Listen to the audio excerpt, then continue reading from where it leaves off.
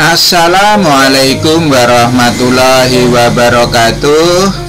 Selamat berjumpa kembali di channel Guru Ndeso bersama Pak Guru Giarno di mata pelajaran Bahasa Indonesia fase D kelas 9 semester 1 dengan materi struktur dan kebahasaan cerpen.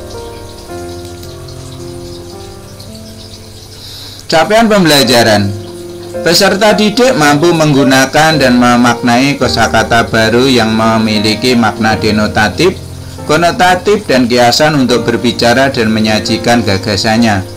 Tujuan pembelajaran: setelah menyaksikan dan memahami tayangan video pembelajaran dan slide PowerPoint, peserta didik dapat menelaah struktur dan aspek kebahasaan cerita pendek yang dibaca atau didengar dengan tepat.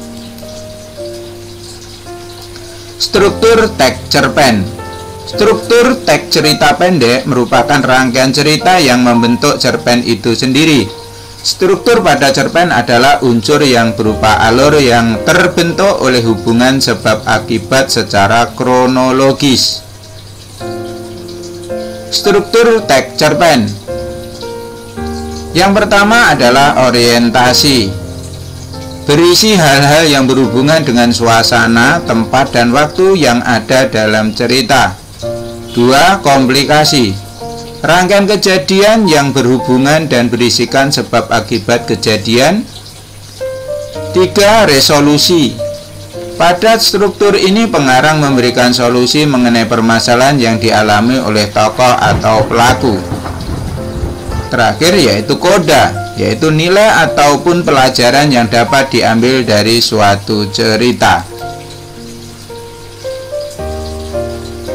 Kebahasaan teks cerpen. Aspek kebahasaan adalah ketepatan ucapan, penempatan tekanan, nada, dan durasi yang sesuai, diksi atau pilihan kata, dan ketepatan sasaran pembicaraan. Sedang aspek non-kebahasaan adalah sikap yang wajar, tenang, dan tidak kaku, pandangan, kesediaan menghargai pendapat orang lain, gerak-gerik dan mimik yang tepat, kenyaringan suara, kelancaran, relevansi, atau penalaran. Kebahasaan teks cerpen. Kaidah kebahasaan cerpen meliputi penggunaan, pemilihan, dan penempatan kata yang seringkali digunakan dalam membangun frase dan kalimat untuk membentuk rangkaian cerita. Pada cerpen, penggunaan kaidah kebahasaan berguna untuk mendeskripsikan latar, tempat, dan waktu. Kebahasaan teks cerpen. 1. Kalimatnya banyak yang bermakna lampau. Hal itu ditandai dengan kata-kata seperti saat, telah terjadi, ketika itu, beberapa tahun yang lalu. 2. Banyak menggunakan kata penghubung yang menyatakan urutan waktu atau konjungsi kronologis. Contohnya, mula-mula, sebelumnya, kemudian, sejak, saat, setelah itu. 3. Banyak menggunakan kata kerja yang menggambarkan suatu peristiwa yang terjadi. Contohnya, mengobati, menghindar, menangis, menyuruh, melompat, menghindar.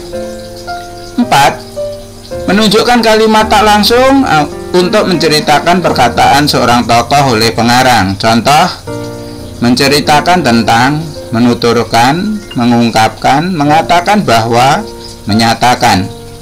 5. Pikiran dan perasaan tokoh banyak digambarkan dengan menggunakan kata kerja yang menyatakan sesuatu. Contoh, berharap, mengalami, merasakan, menginginkan.